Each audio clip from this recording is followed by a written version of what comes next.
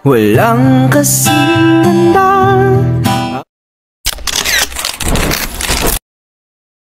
Sa isang madilim na gubat, may isang puno ng hikera. Nakagapos sa gitna ng kagubatan, isang mandirigma na mula sa Albania. Ngunit dinakip at itinapon sa labas ng kaharian. Florante ang kaniyang ngalay tinitingala sa Albania. Ngayon nagdudusa sa kaluluha't kahirapan. Tulong! O Panginoon, bakit ito nangyari?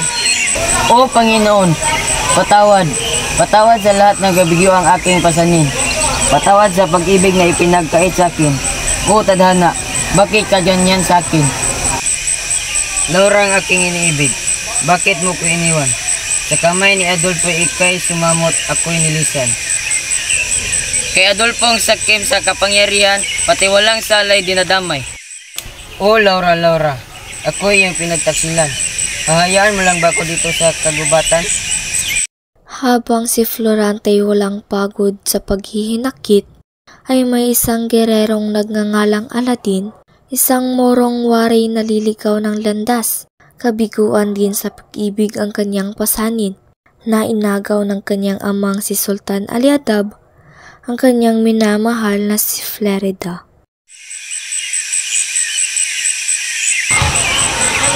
Ay kay laking hirap kang sa akin. O tadhana, bakit mo na yan ang pag-ibig ay naagay sa akin? Sa kalagitnaan ng kanyang pagdurusa ay may narinig siyang isang tinig.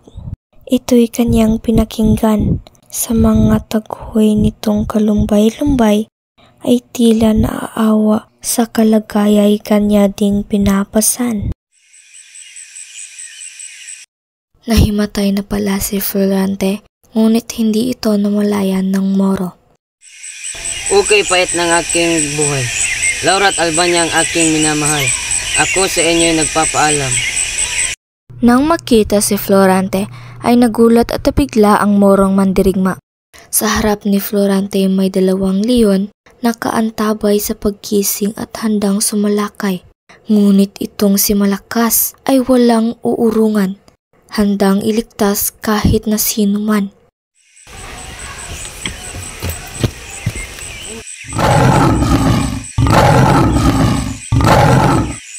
At pinaslang ni Guerrero ang 2 kaaway.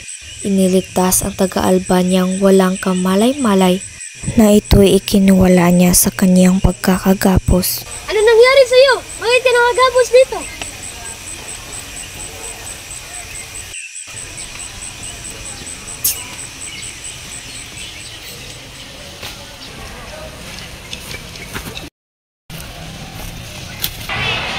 Laura, nasaan ka? Tulungan mo ko dito, tayo'y magsama. Hindi na pinansin pa ni Aladin ang sigaw ni Florante at hindi na sumagot at hinayaan niya itong umiglip muli.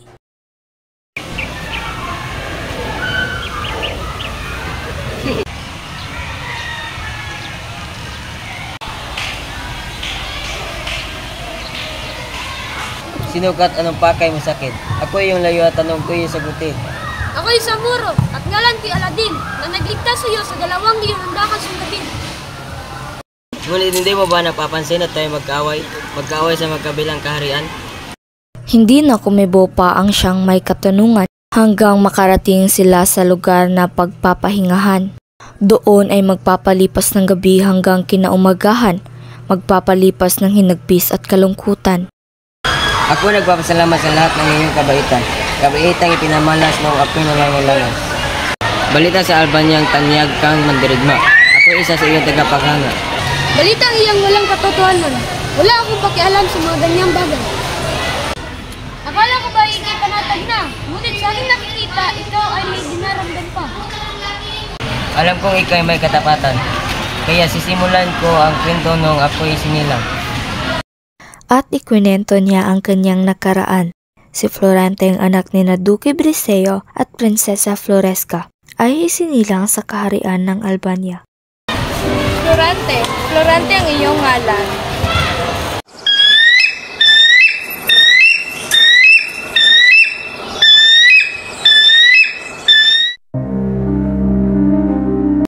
Nung si Florante ay sanggol pa lamang, ay munti na siyang makuha ng isang buwitre. Buti na lang ay nandyan si Minalipo para patayin ang buwitre. Sa paglipas ng panahon ay si Florante ay nasa 8 gulang na para matuklas ang kanyang karunungan. Napagtanto ng kanyang ama na si Duque Briseo na siya ay pag-aralin sa Atenas.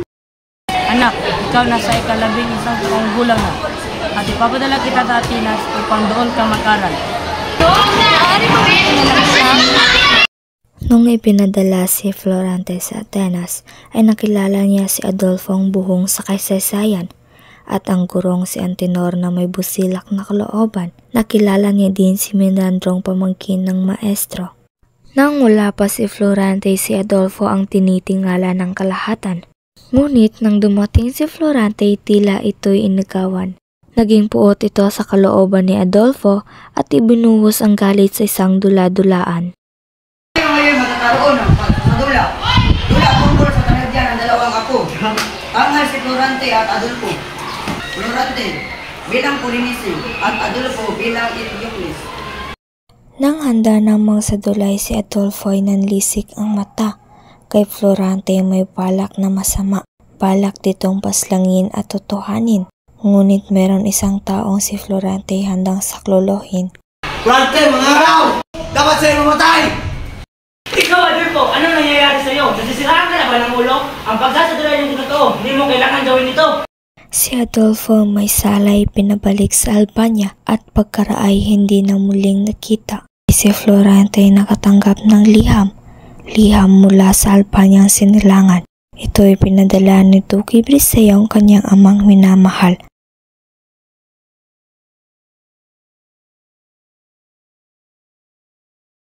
May sulat po kayo galing sa Albania. Salamat.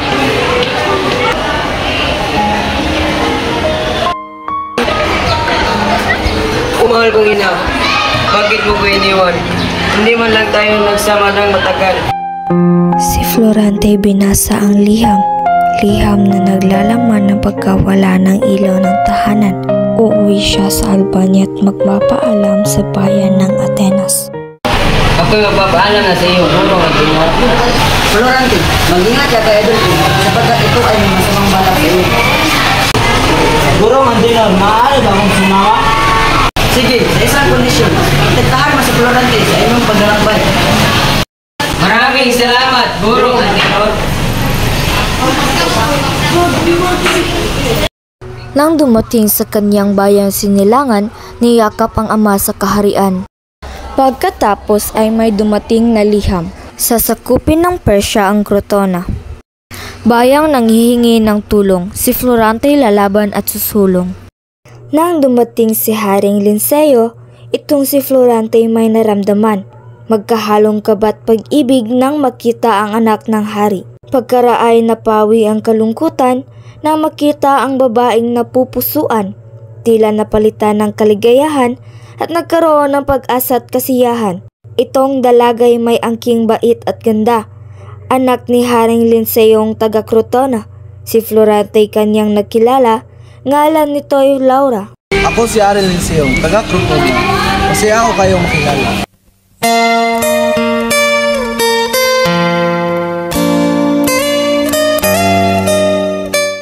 Ito palang anak ko si Laura.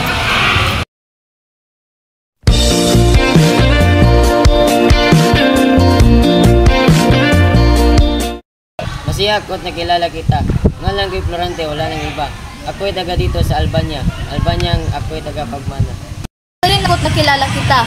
Sana'y tayo'y magkakilala pa upang malaman ang isa't isa at maging kaibigan o higit pa. Itong dalawa'y hindi na malayan. Puso nila'y magkasing kahulugan hanggang sila'y maging magkasintahan. Ngunit panahoy dumating at sila'y mawawalay sa isa't isa. Itong si Florante makikipagdigma, ipaglalaban ang bayan ng mahal niya. Laura, ika'y maghintay. Babalik ako't ika'y babalik ka. Pangako, Florante, ika'y hihintayin. Hihintayin kita kahit nasan ka. Itong si Florante lumaban para sa bayan. Crotona ang sinakop ng Persya, bayan ng kanyang sinta. Tugod!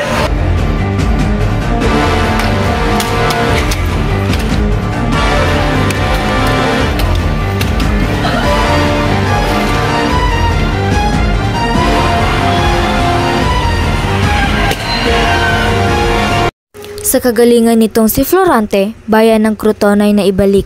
Dating sinakop ni General Usmalik, ngayon nasa kamay na ng tunay na hari. Laura ang aking inibig. Ako'y nagbalik.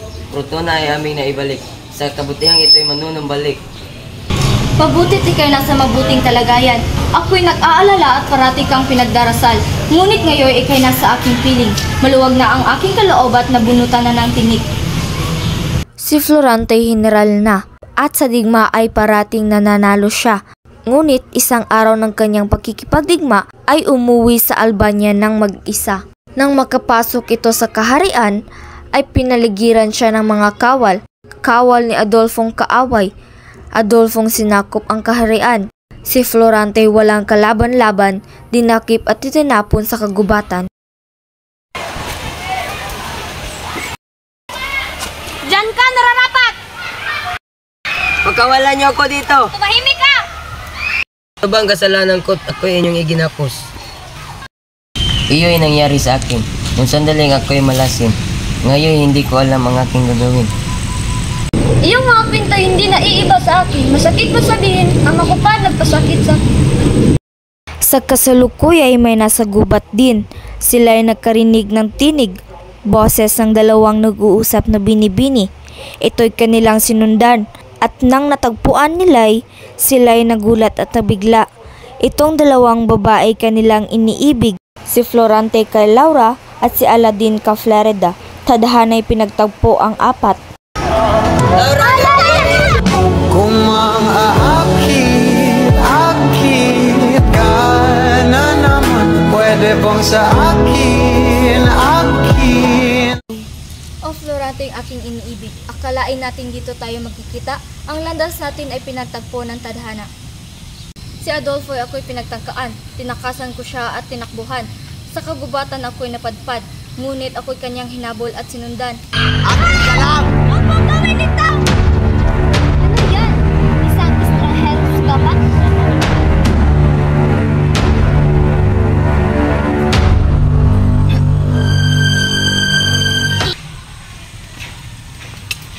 Okay ka lang ba? Mabuti na lang ako'y nagkatagpo ng kaibigan. Siya ay si Florida. Niligtas niya ako kay Adolfong Lapastangan.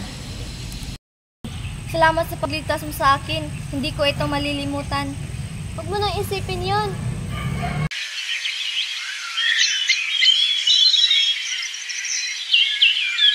Si Adolfo ay wala na sa pwesto. Si Florante ang uupo sa trono. Florante ang namuno sa kaharian. Albania ang bumalik sa dating kaayusan. Si Florante at Laura ay nagpakasal. Pag-ibig na hindi matitimbag ng ninuman. Kahit pa mayroong mataas na kapangyarihan.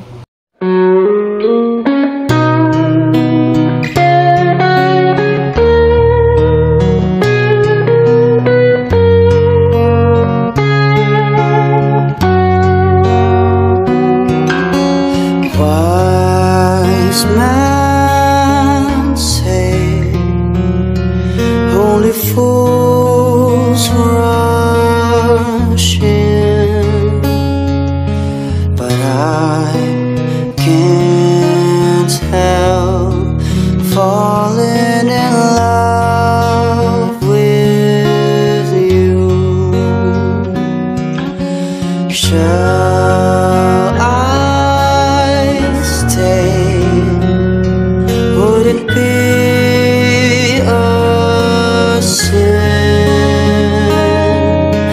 if I can't help? Sa kabila ng kanilang mga pagsubok ay nalagpasan nila ito at nanatiling masaya hanggang dulo.